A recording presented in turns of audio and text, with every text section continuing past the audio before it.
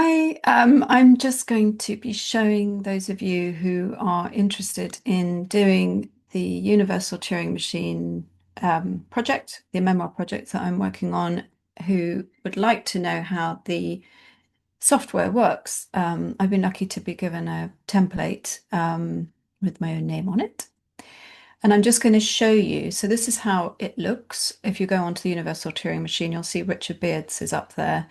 The current cohort have just submitted their memoirs. So in the next couple of months after they've been edited, they'll be part of the grid. They'll have their own grid like this, and it'll sort of be extending off Richard's grid. Um, I'm working on it to submit in the summer, so that will be, if I'm successful, then mine will appear sometime after that. So I'm just going to demonstrate how it works.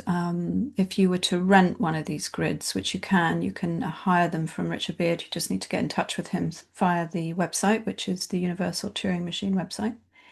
It's just quite useful to see how the individual years that you've written are going to be linked in terms of the chronology of the story.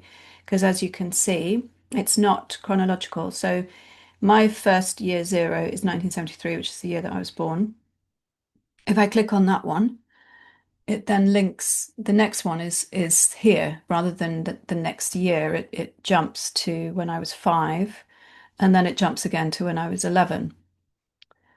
Because you can only navigate the software via the knight's move, like on a chessboard, which is the whole point of the exercise, is that lives are chronological, but memoirs often aren't. So memory jumps around the place, and so the knight's move on the chessboard sort of replicates the natural movement of memory. So it's quite useful to have this template because then you can see how your individual years are going to match up on this in the software. So I'm just going to click on 1973 and I'll show you. Oh, it's already there, so that's fine. So what I had to do, if you are hiring one, you can edit it yourself. So you pop in the year, which here is 1973. That'll be on the square on the outside. This is the header that you'll see when the reader clicks on that box, they'll see the header and then they'll see the text. They'll be able to read the text. And you can see that it's 1037 words. So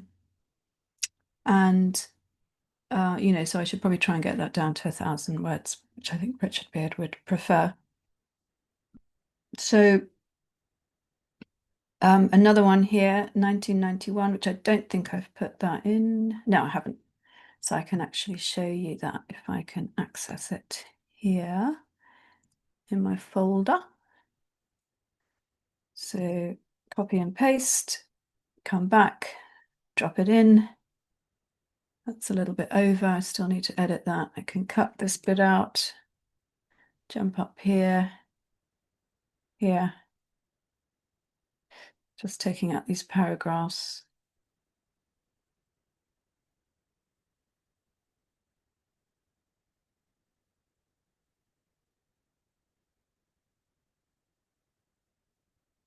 Okay, save. It says that's clicked in as set at start square. So if I unclick that, then it won't start there. So here you can see it's highlighted. Click on it and you go in. This one, there we go. So you go through and that's how you label them. And then you can start to experiment and see how they all connect.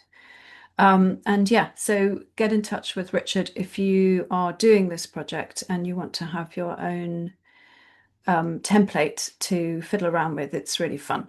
It's a good way forward for kind of understanding how it all works. Great. I'm just going to stop the recording. Thank you.